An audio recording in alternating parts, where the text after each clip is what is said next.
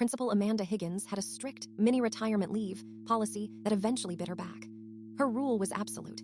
Any request for a mini-retirement leave of absence required submission precisely 30 days prior. No more, no less. Not 29 days, not 31. The form had to be hand-delivered to her office by 5 p.m. on the dot. Any deviation meant immediate denial, no exceptions. I saw this play out with two colleagues. First, David Miller, who submitted his request 31 days early for a 2-week hiking trip. Principal Higgins, without even looking up, snapped, "Mr. Miller, your submission window was 30 days. This is invalid." Then, Sarah Jenkins needed a personal day due to a family emergency and submitted her request 29 days prior.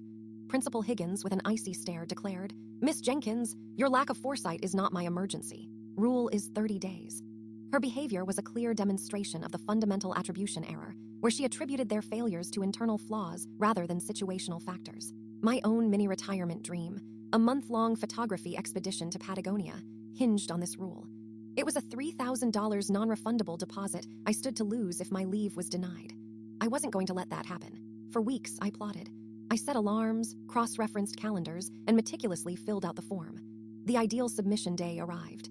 I decided to get there early to ensure no last-minute shenanigans. I arrived at 4:30 p.m., armed with my phone's camera, set to record to document the exact time of submission. I even had a printout of the school policy open to the relevant page, Section 4, Subsection B, detailing the 30-day rule. The clock ticked, 4:45 p.m., no Principal Higgins, 4:50 p.m., still nothing. A knot formed in my stomach.